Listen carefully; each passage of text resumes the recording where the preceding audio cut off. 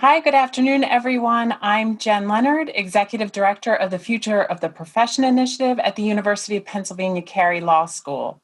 Welcome to Reimagining the Future of Legal Operations, the second in our three-session virtual event series on reimagining the future of the legal profession. If you missed our great first event last week on reimagining law firms and would like to watch the recording, or if you'd like to register for our third and final event next Wednesday, August 12th on reimagining legal technology, please visit futureofthelegalprofession.org for more details. The global pandemic has accelerated so many of the trends that were already unfolding across our profession, and this rapid change is certainly true in the world of legal operations. Our guest experts today will educate us about what legal operations are, why their growth and importance in legal services is expanding, and what they see as the future evolution of this important, new, and growing area. We hope you enjoy this rich discussion. But first, a few housekeeping items. I regret to let everybody know that we heard at the very last minute that one of our expert panelists, Laura Dieudonné, won't be able to join us. She had a pressing work engagement, so we're sorry to miss Laura, but we know you'll enjoy the conversation among our remaining experts, Susan Lambreth, Connie, Brenton, and Erin Katzel. We hope that you will engage with the material by submitting a question. Please use the Q&A feature found on the ribbon at the bottom of the window. The Q&A portion will be facilitated by Rising 2L student Joshua El-Bey later in the webinar. Please upvote any questions that you'd like the guest experts to answer, and Joshua will choose several of the most popular questions to present to our expert guests. Please keep your questions topical and appropriate. We will need to remove any language or content that's inappropriate and also the person presenting that content. We're recording this webinar. If you're seeking CLE credit for today's event, please note that CLE codes will be presented twice per hour. Write down these codes and enter them on your digital evaluation form once the event is over. The evaluation form is mandatory to receive CLE credit. Please find the link to the evaluation form in the chat. These codes will tell us how long you attended. The first passcode is LEMON, L-E-M-O-N. And with that, I'll turn it over to our moderator and legal ops expert, Susan Lambreth, principal of LawVision, to guide our conversation. Thank you, Susan. Thanks very much, Jen, for the introduction. I'm honored to be leading this all-star panel of legal operations experts on this important topic. And hopefully we can have Laura speak on a future program, because I know from our prep calls how much wisdom she can share on these topics, and we're very sorry she had a last-minute conflict. I would like to start by having Erin and Connie introduce themselves, their current role, and also their path to that role. Erin, would you mind going first? Thanks, Susan. I'd love to. It's good to see everybody, and thanks for inviting me to share some time with you today about legal operations. So I have experienced a meandering path to the legal operations profession. I'm a Penn Law graduate from the class of 97. I spent the first half of my legal career at a few law firms practicing corporate transactional law before going in-house to AIG in 2006, actually in a practicing legal role where I was Deputy General Counsel of one of their divisions. A few years after I joined AIG, I was given the opportunity to launch their legal operations function, which was responsible for managing all of our purchase of legal services, all of our delivery of alternative legal services, managing our process and technology environment and our data environment for AIG's legal department. I built up an excellent team at AIG in the legal operations space and had some really great opportunities to do innovative things. A few years ago, I left AIG and began advising other companies on legal operations and how to build up their own legal operations functions. And starting earlier this year, I was appointed the Chief Operating Officer of SoftBank's Legal and Compliance Department here in California. So I've had an opportunity to see the legal marketplace, both from the perspective of a practicing lawyer, in-house and with outside firms, as well as as the leader of legal operations at two very large and different companies.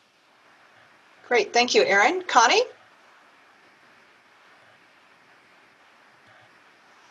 Thank you for inviting me. I'm always delighted to be at the University of Pennsylvania. I have been in legal operations for a long time in the legal operations world. So a long time means about a decade, which means that this is a relatively new practice area, and that should give a lot of the graduating law students some hope and options that you might not have had prior to this. So I am a serial entrepreneur. I've never met a business that I don't love. And I have a JD MBA, which has taken me on a very meandering path to where I am now.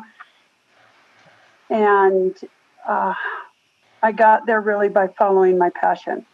So I started my legal career in private practice. I was a litigator. I then went to Storage Technology. Storage Technology is a digital storage company that got purchased by Sun, and it is there where I moved into my first legal operations role. And I was fortunate enough to be indoctrinated by a team of 26, which is a huge number of people in an operations organization, even by today's standards. So I always give them a shout out. And Mike Dillon, who was the general counsel and then general counsel of Adobe. I then went, then Sun got bought by Oracle. I went to Oracle and I stood up the legal operations role there. And it is there where I moved from Colorado to California to headquarters. And it's there where I didn't have a network. And so I started calling legal operations executives in the area and saying, you know, the space is growing so quickly. Let's all get together and start collaborating. And so that group, what we call a book club, met every other month for years. And then in 2016, we incorporated and we took that book club that was around 40 people to an association, a legal operations association called CLOC. And in 3 years, we grew up from 40 to 2,500.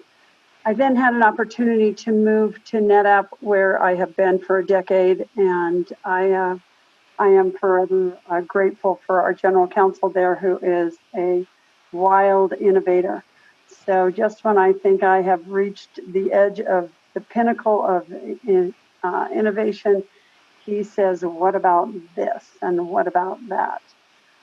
It has been a wonderfully exciting journey, and the role of legal operations, one of the benefits of the legal operations is it's different. Every single day is different. So for those of you who get bored easily, this is a very good role for you. That's great, Connie. Thanks for that background. So legal operations is a new term to many, and you've both mentioned it in your introduction. How do you explain legal operations, particularly to those that aren't familiar with it, and why is legal operations important today? Connie, do you mind going first? Sure. I'll go through this couple of slides. If you were to explain legal operations in a single sentence, it would be this: running legal like a business. For many, many, many years, legal fell under the radar. When I first started at Netapp, we didn't have a budget. We did not have any kind of digital billing system. And we essentially were able to fly under the radar because we were able to say, it's too risky to have those constraints on the legal organization. So the next slide, it talks about how it came about, and really one of the foundational reasons for the existence of legal operations is the changing role of the general counsel. So pre-1990, the general counsel was a figurehead. If you couldn't get a job, an outside counsel, you essentially took this lower level position at a company where you oversaw what outside counsel was providing. 1990 to 2000, that started to change. There was issues being raised in-house were more complex. There was still a heavy reliance on outside counsel, and there was some sensitivity to outside counsel fees and rates, but not like it had been in the pre-1990 where it was totally okay to send an invoice for services rendered. 2000 to today, legal is expected to run like a business. We are part of the business infrastructure, and we are held by the same standards and rigor, and the expertise that we need now as a legal associate in an in-house department is now half business and half legal. Erin, do you want to add anything to this? Sure, Connie, happy to jump in. So I think your observation that the changing role of the general counsel has guided the evolution of legal operations as a discipline is very insightful. And I like to look at the development of the overall legal industry from a broad macro perspective like that. So as the legal issues facing big consumers of legal services have gotten more complex, it's called out for a more disciplined, structured approach to evaluating risk, to thinking about how processes, internal processes are managed, and also external processes in terms of how businesses make decisions on approaching complex legal issues. And all of those intersecting trends have really affected how big companies are perceiving and managing the legal issues that affect them every day, regardless of whether it's a litigation issue or a transactional issue or a regulatory issue. We're operating in an environment where expectations for general counsel, who are the people who are making the decisions on how to purchase legal services, how to evaluate legal risk, are under incredible scrutiny. And the companies that general counsel work at are also under increasing scrutiny. They're under increasing scrutiny to manage their budgets more effectively. So, outside counsel costs are getting a lot more attention than they did, say, 20 years ago. And like any function within the business, the CFO's office, other functions that are constantly being asked to justify how they make decisions, the in-house attorneys are as well. And so putting in place the infrastructure that allows in-house attorneys to make decisions that can be justified on the basis of data, on the basis of competitive processes, on the basis of evaluation of what peers are doing, are all of the kinds of services that legal operations professionals are being asked to build within these large users of legal services. And so I think it's fair to say that the kinds of trends that legal operations professionals, leaders like Connie, have led and contributed to in this country and around the world are reshaping the legal industry generally. And I think reshaping the legal industry for the better, because that kind of competition and that kind of need to make decisions based on evaluation criteria that can, be presented in an analytical way, makes us all stronger as professionals. And so it's been exciting to be a part of that. And I think that evolution will continue as tools continue to improve. Yeah, the other thing that I would add, and it's not obvious from this, is legal departments, in-house legal departments have grown in size. So pre-1990, you were very small, maybe 1-2 people. Now you have in-house legal departments that are 1,000 people. It's the size of a large law firm. And the general counsel simply cannot counsel the CEO and run a business, a fairly large and complex business on the side. One of the benefits to having a legal operations executive or a team reporting and counseling, providing information to the general counsel is you start speaking the language of your internal customer. You speak the language of the business when you're speaking about legal operations. So the next slide talks about what is required for the new graduates or the new attorneys.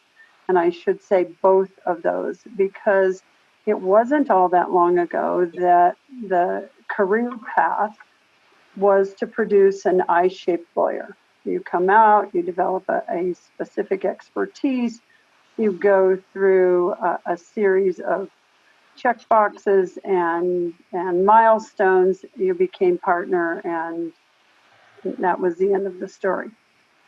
Now, both in-house and with outside counsel, the skill sets required to provide legal counsel is now T-shaped. So you need now technology and data experience, project management experience, business knowledge, risk management, design thinking, and at a level that is critical. And if you're new to the role, if you're new to the industry, these are differentiators. For those who want to be truly successful, these are required. This is a required skill set.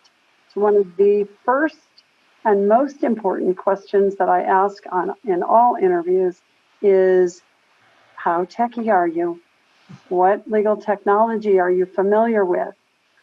Are you familiar with project management? Talk to me about that. What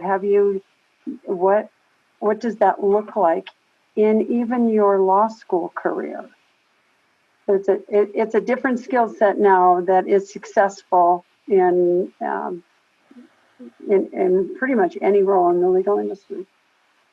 Connie, I wholeheartedly agree. And that's one of the reasons why I'm so excited to be participating in Penn's Future of the Profession initiative with Susan and Jen and the rest of the advisory board here.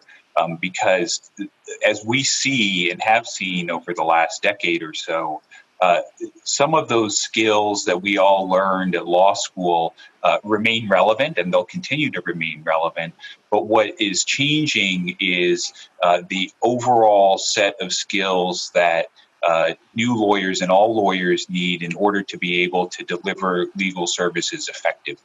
And so particularly having that ability to operate at scale by leveraging tools like technology, by leveraging other professional resources like project managers, by being able to provide an analytical basis of support for the critical decisions that you make.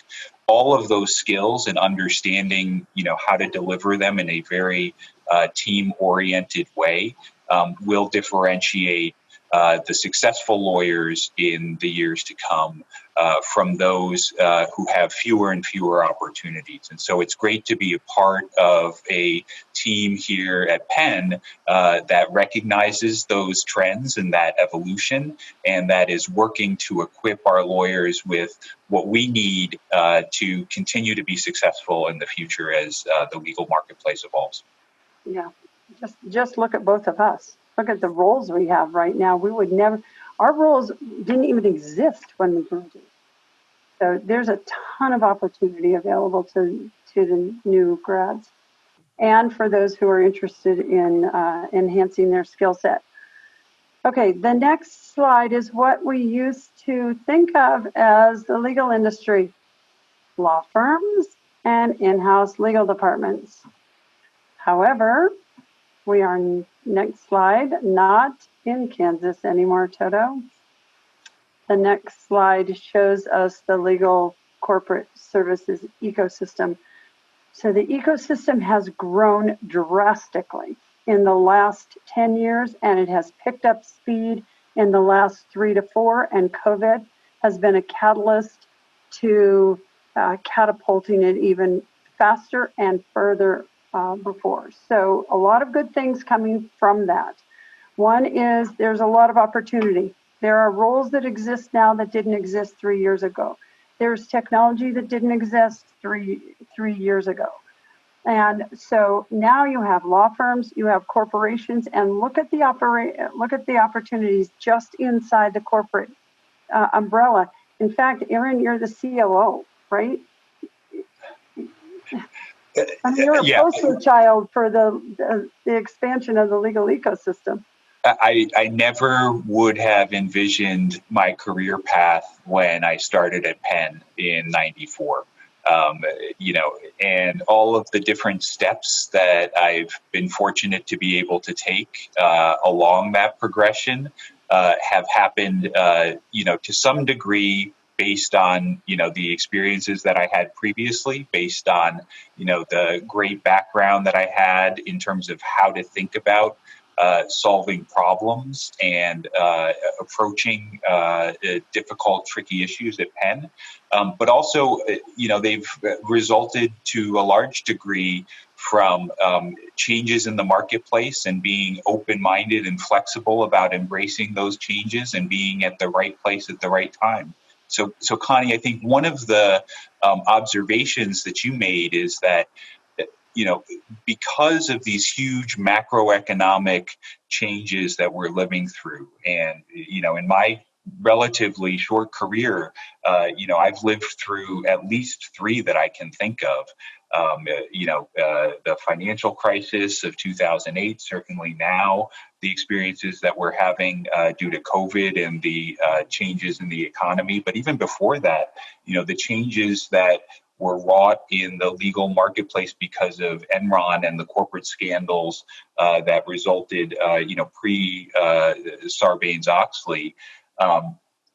These have been sea changes in how the legal marketplace is operated, in the kind of environment or ecosystem, as you point out, that law firms are a part of, and the relative role of law firms as large hirers of legal talent versus, the role of alternative legal services providers or companies that are, navigating these changes. And I think one of the critical pieces of advice or recommendations that I give to people who come to me to ask questions about, how to navigate this changing marketplaces, flexibility is key.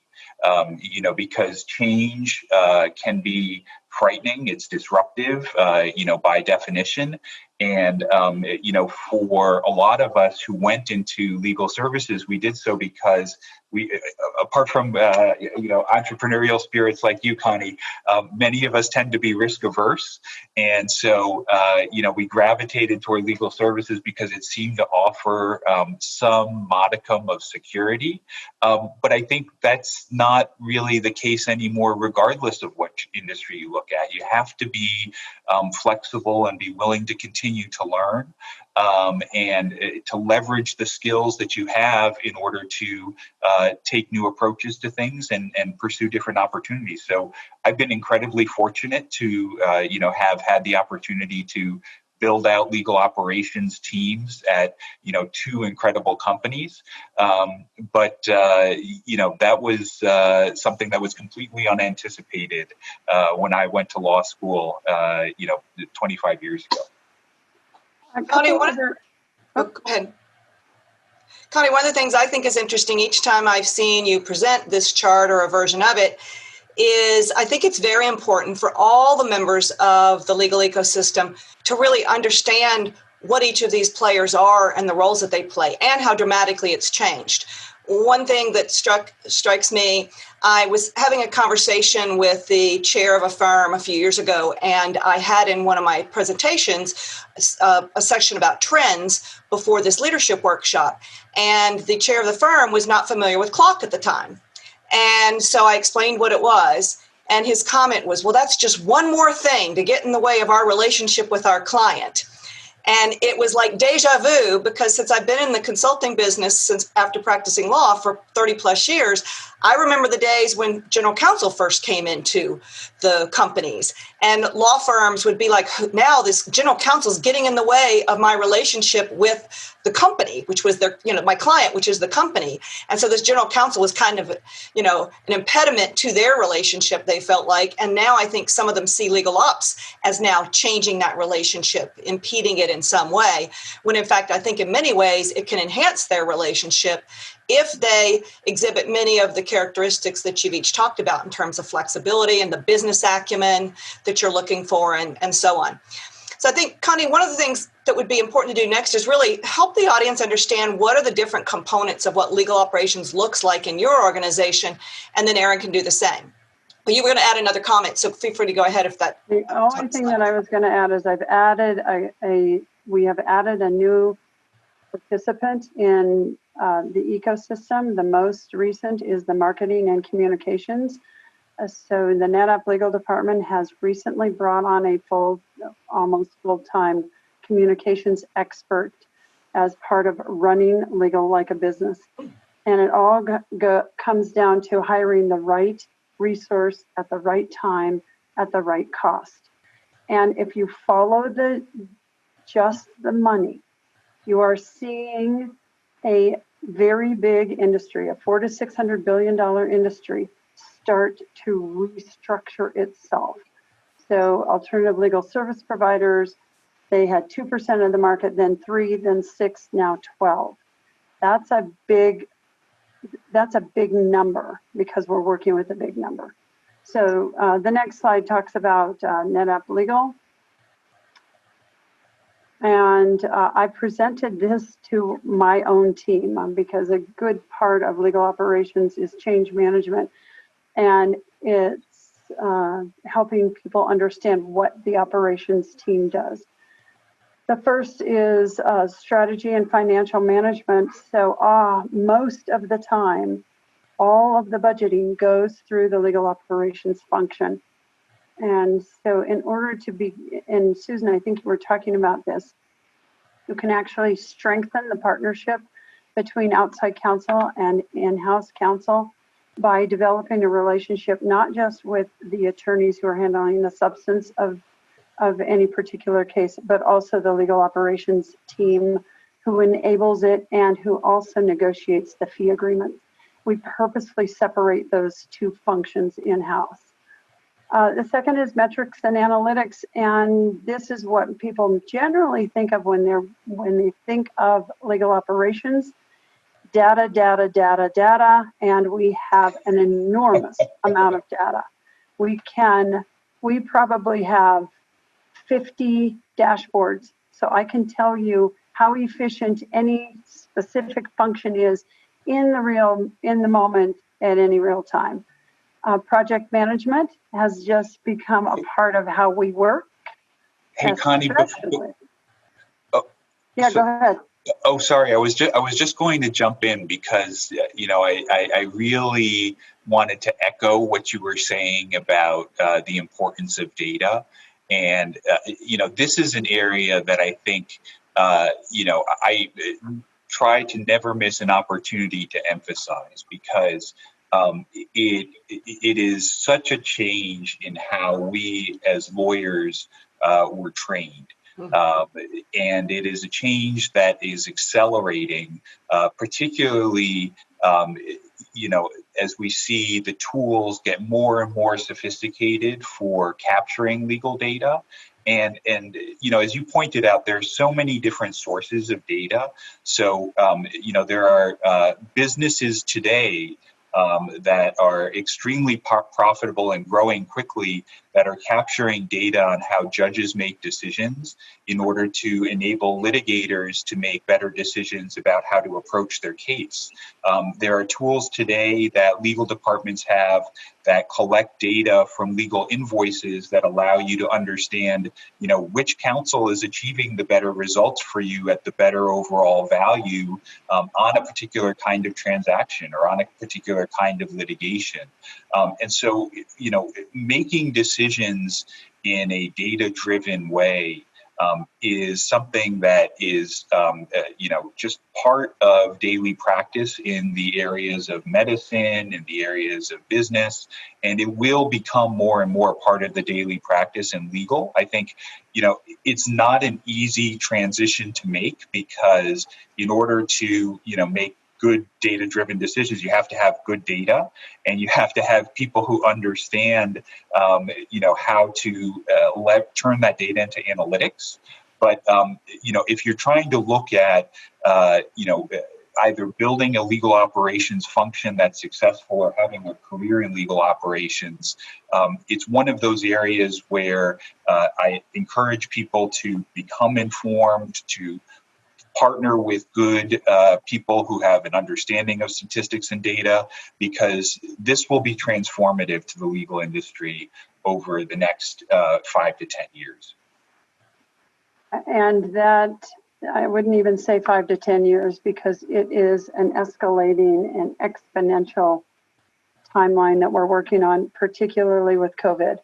So I don't know I know of very few legal organizations that have not had to make some kind of adjustments to their budgets since March.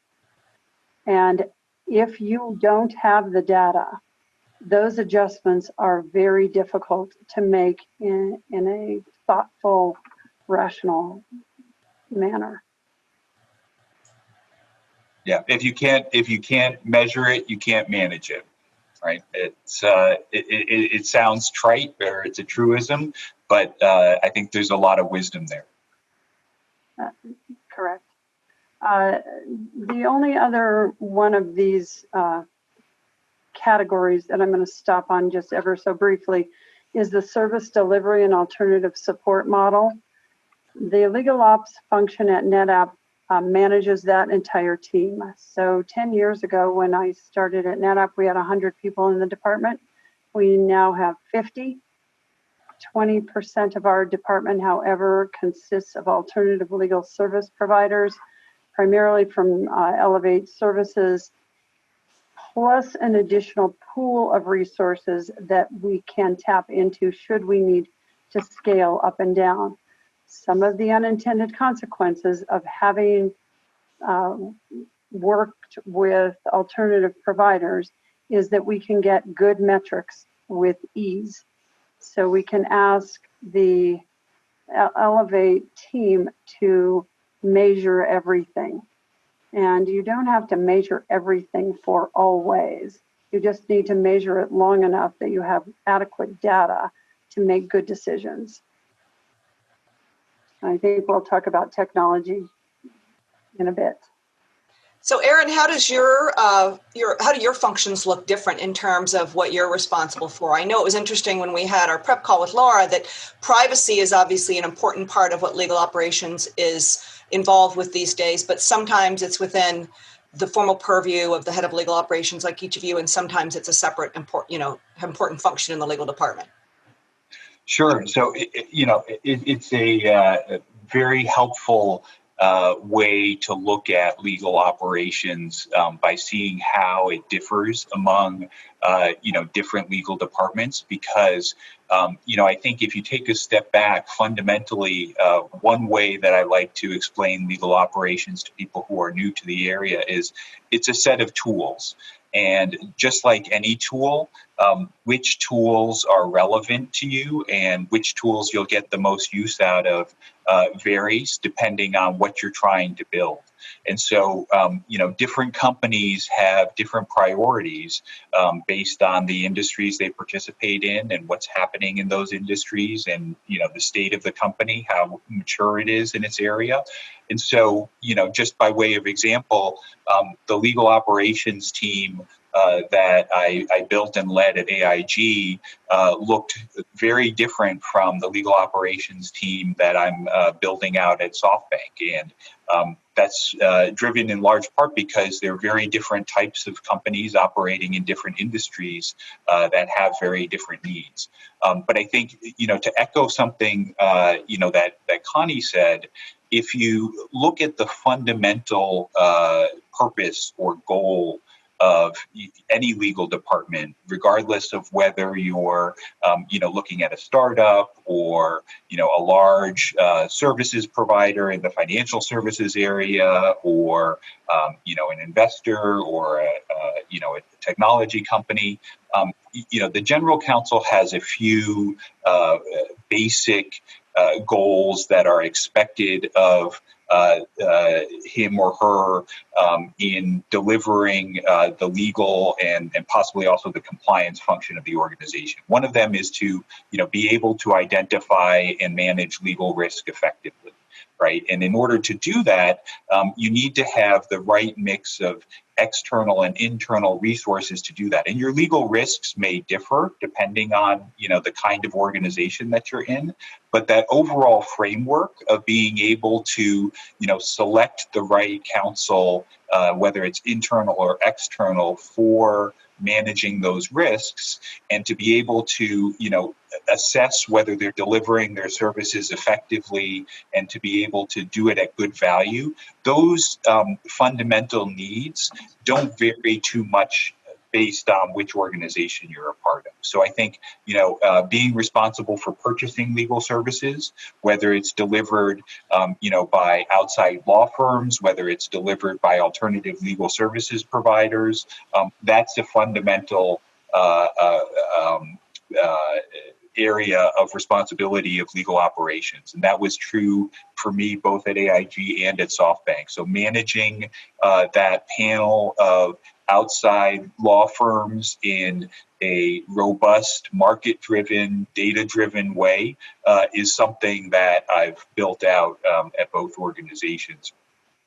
Being responsible for technology, because the technology infrastructure that you have is critical to your ability to deliver legal services and manage legal risk at your organization, whether you're managing a large team or a small team of in-house counsel and working with outside counsel or outside legal services providers. You need to have some technology infrastructure to be able to do that effectively. And so, having responsibility for that, making sure that it is being operated in a way that allows the users of the service to, have a good experience and to be able to deliver the services that they need to seamlessly. That's absolutely a part of what I've done in both organizations, and common to what Connie is doing with her team at Netapp. And again, having the right information, the right data in order to be able to make decisions.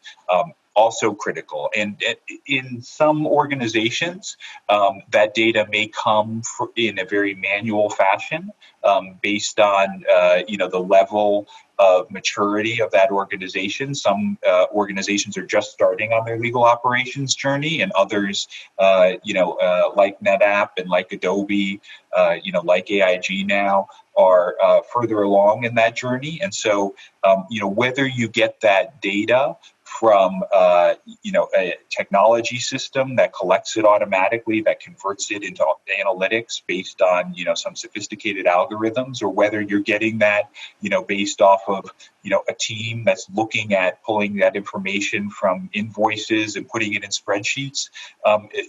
There's no reason to be judgmental about it, as long as you're being disciplined and methodical in terms of how you collect it, so that you're getting good data and converting converting it into good analytics that allows you to make good decisions. And so all of those elements, those are kind of, the three legs of a critical stool, I think, that you need in order to have some kind of effective legal operations function. And then, depending on the complexity of your organization, the scale of your organization, you can build on top of that. So, I've also had great experiences with project management offices. I think, having that discipline to allow you to continue to make progress on long-term initiatives is absolutely critical, because, lawyers and legal departments tend to get very busy. They get pulled into a lot of different things, but you need to be able to deliver consistent progress over time to help the organization evolve and mature. And so, having that set of skills, which, a lot of lawyers don't learn in law school, but we're looking to try to build out at the Future Professionalism Initiative, those are also absolutely critical skills that I've found a lot of value in. But I guess the message that I would, encourage people, who are new to legal operations to take away is, it's a set of tools, like any set of tools. And, there's some set of tools that everybody has in their toolbox, a hammer, a ruler, but there are other sets of tools that might be more sophisticated that you might not need, depending on what you're trying to build. Great. One of the things, since I know we have a lot of people listening that really just needed to understand what legal operations is, and what the background is and why you're doing it, how you're doing it. But one of the things we want to make sure we really address is this issue of, how do we reimagine legal operations for the future? How is it going to change? So as you've mentioned, the legal function or law department used to be a little bit sidelined in the company. It was really there just to manage risk. It wasn't integral to many other parts of the company. But today, legal affects everything from sales, manufacturing, the vendor and partner relationships, technology usage across the company, and much more. So why has this happened, and what does this really mean for the future of legal operations? Aaron, you were kind of already started on that theme, but maybe you want to comment on that first, and then we'll turn to Connie. Sure, happy to. So, I think one of again, looking at the evolution of the legal function from a macro perspective, in terms of understanding how the legal function itself is evolving, and then understanding how legal operations evolves as a support service for that legal function is the way that I tend to look at this. And so you think about the kinds of risks that general counsel face today versus the kinds of risks that they faced 5 years ago, 10 years ago, and how those risks are developing. And, Connie used the term exponential, and I think that's a good way of looking at things. I mean, in my experience in-house, the kinds of risks that were critical to the future survival of the company, cyber risks, whether or not you had enough liquidity, the legal risks forced on the company by new regulations or new scrutiny, depending on the kind of business model that the company was undertaking.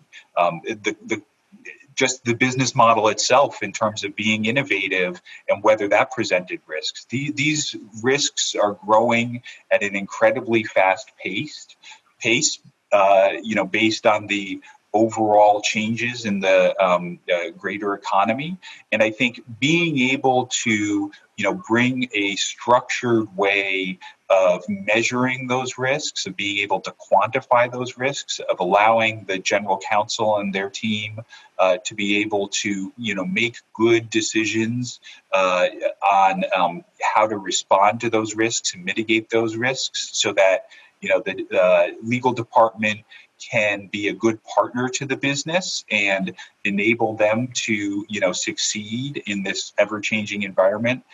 That's how I see legal operations as, growing and changing and being able to, continue to provide the best value to the legal function over the near term. I think making sure that there is a good understanding among the legal operations team of that changing risk environment, making sure that, that legal operations team is putting in place the right tools to evaluate those risks and identify them, whether they're technology tools, a universe of alternative legal services providers that collects and provides good information on those risks, and positioning the general counsel, to be well placed, to always respond effectively and quickly, is, I think, one of the areas that we're going to see increasing need and increasing pressure in the legal ops space.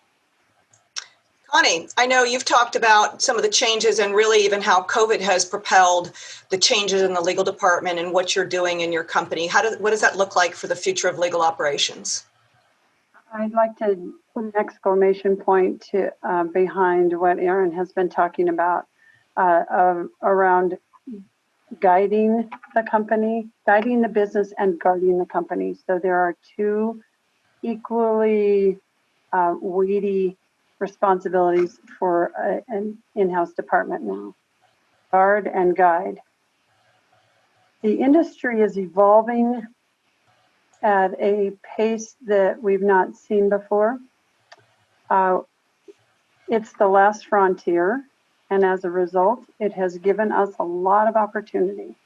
So we're beta testers of technology, legal technology, and as a result, we have a workflow technology that has acted as an evangelist for legal across the entire enterprise. So we started with a workflow for NDAs, and then it grew, and then it grew, and now we have over 100 use cases that legal supports throughout the business. Now that's what it looks like to work differently. We are done with the days of tweaking what we have had. We have to fundamentally work differently now. So when the IT team needed some organization within the enterprise to test the chatbot, they came to legal to test the chatbot. That's when we're starting to talk about, okay, this is a very different way to support your internal clients, which are your internal business clients. And we have, as a result, gotten very close to the business, because when you start to digitize manual processes, you can't just pick it up and plug it in to a digital solution. It requires a whole process redesign. So people, process, technology, in that order, and I should emphasize people, then process, then you can throw whatever technology over the top, because we really haven't mentioned today, the technology is a nice to have frosting over the top, but it is not your silver bullet. And as a result also of COVID and speeding up digital transformation, some of us cannot work the same way we used to work. The continent of Australia just legalized electronic signature. That fundamentally changes the way we work. And so I think reinventing legal is going to be a change in mindset first, and it's going to be a change in how we choose how to deliver legal services. It will be very different than what we have been used to for the last, 50 years. It is not, you're going to put a person in to resolve each one of the issues. You will put people in to resolve the complex issues, and all the rest of the mundane, the commodity work, NDAs being a good example, will be either moved to an automated solution or a combination of an automated and an outsourced solution. So fundamentally, we collectively will see a change in how we practice and how we run our legal departments. And here's the thing, once you taste it, once you try it, it is so reinforcing that it begins to catch on naturally. You don't have to sell it anywhere. We have not gone on a road trip to say, look, we have this great workflow technology. We have just offered it up. And it's so simple and it's so intuitive that the businesses then pick it up and then they spread it amongst themselves. So technology, legal technology, has been a unintended consequence to making legal look like one of the most innovative organizations under the Netapp umbrella. That's great. Connie, I know we've got to stop, I believe, and take the questions that are in the chat. I don't know, Aaron, you want to just quickly make the comment you were starting to say? Oh, thanks, Susan. I was just going to say, Connie, I love that example of automating workflows because for two reasons. One, it's an example that I think when you've experienced it, whether you're a user or somebody who's leveraged it, like you have, and we have as well.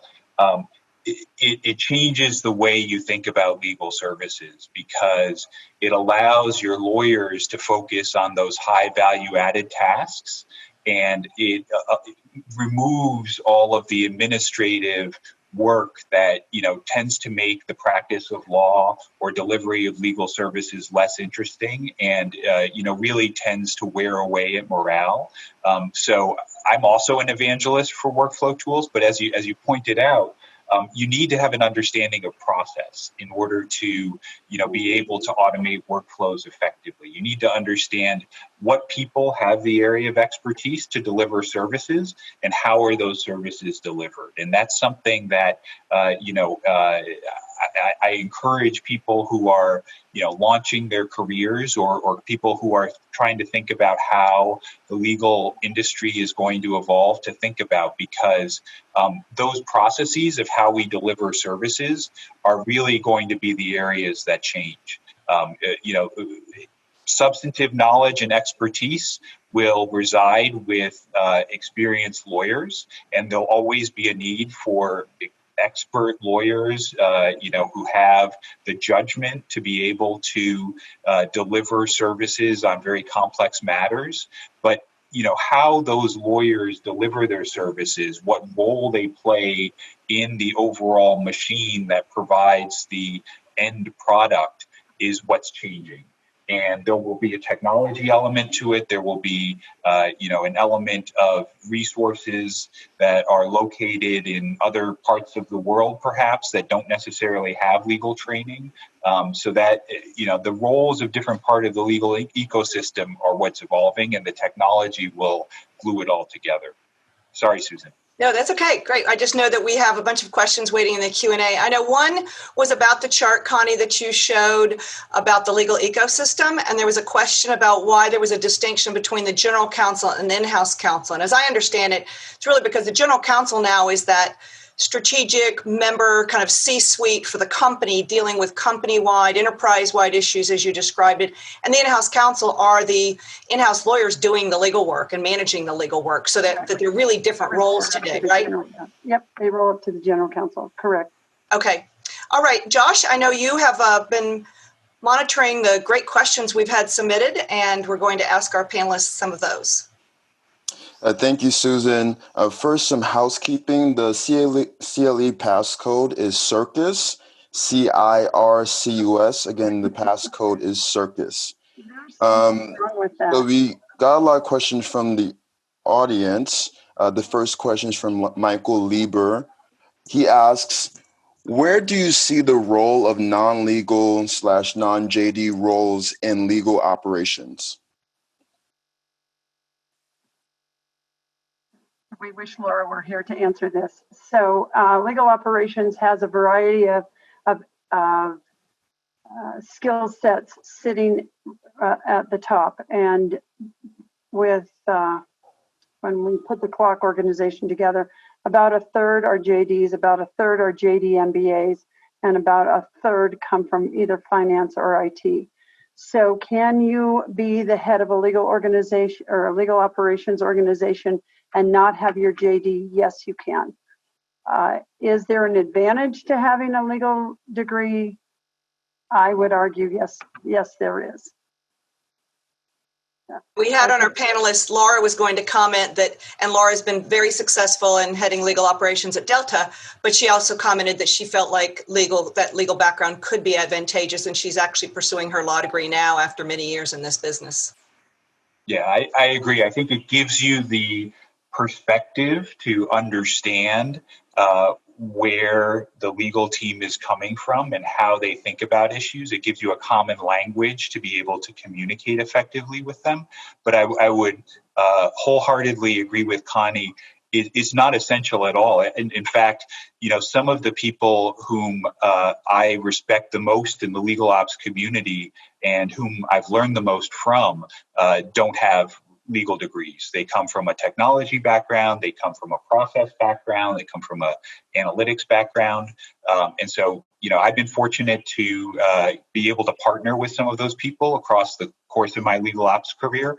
But I would agree that, there's always a bit of an education, whether you're coming at legal ops from a legal background without that experience in, process or technology or analytics, or whether you're coming it from the other way.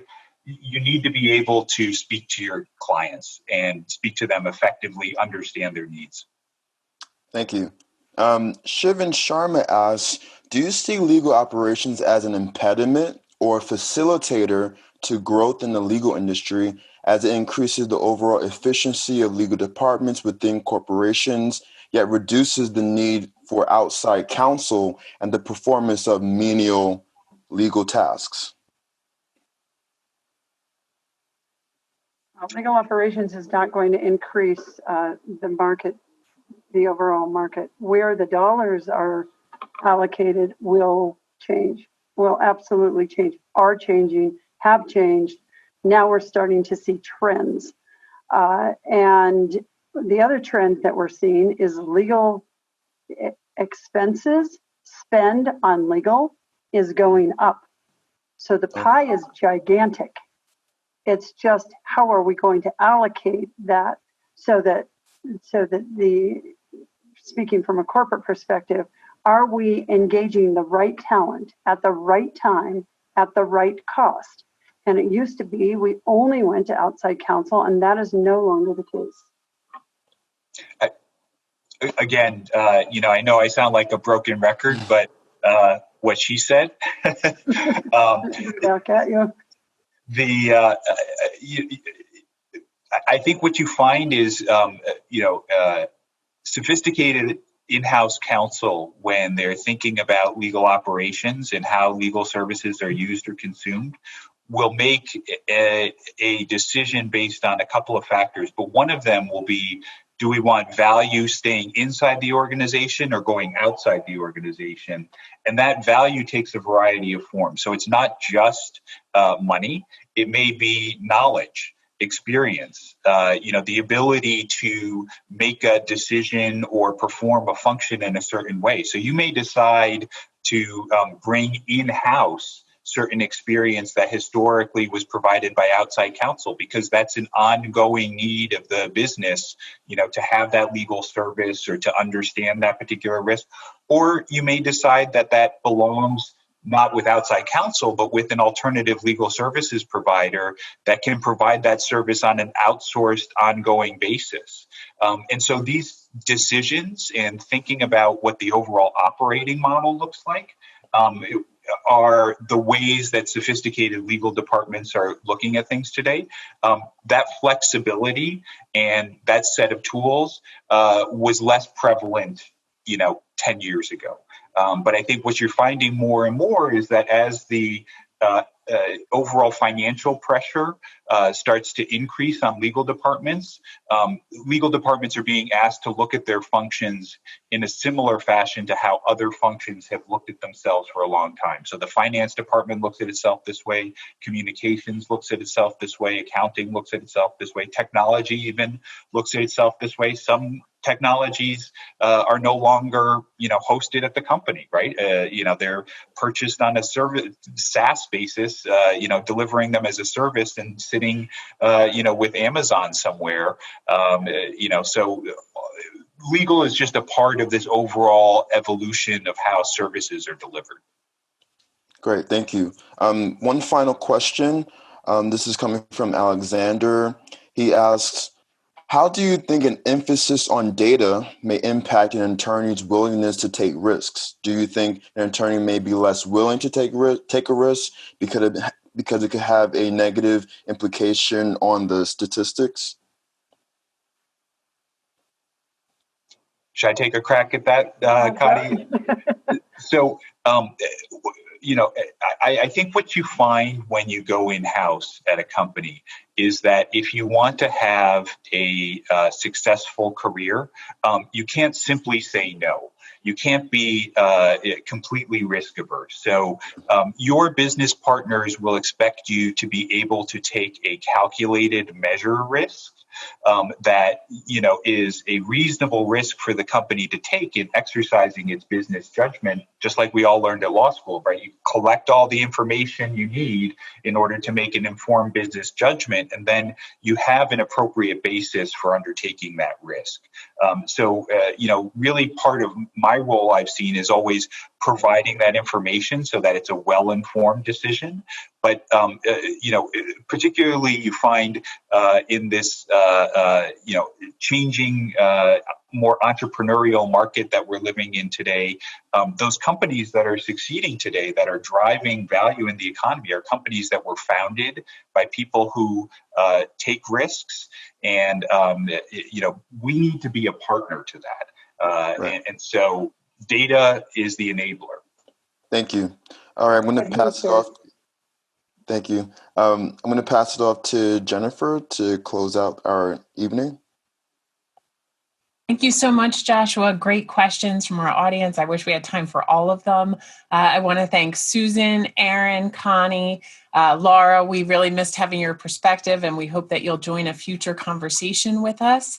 A quick housekeeping note: if you're seeking CLE credit for today's event, please remember to fill out your digital evaluation form and include the CLE codes announced throughout the event. The evaluation form is mandatory to receive CLE credit. The link to the digital evaluation form was emailed to you, but it's also available in the chat window. If you enjoyed this conversation as I did, I hope you'll come back next Wednesday for our Reimagining the Future of Legal Technology conversation, which promises to be educational and lively. We have expanded the panel and therefore extended the running time, so it will be 3 to 4:30 next week. Please share your feedback on our presentation so that we can design other presentations that really educate and inform as we move through this historic an extraordinary period in the profession. Finally, I really want to thank Naoshi Giles from our conferences and events team for coordinating all of these programs with such excellence, and our colleague Chris Olson from ITS, and Delilah Lewis from the Future of the Profession Initiative for keeping us all coordinated and presenting this fantastic presentation to all of you. Stay safe, be well, and we look forward to having more of these conversations with you in the future. Thank you, everybody. Thank you for inviting. Bye. Yeah, thanks so much.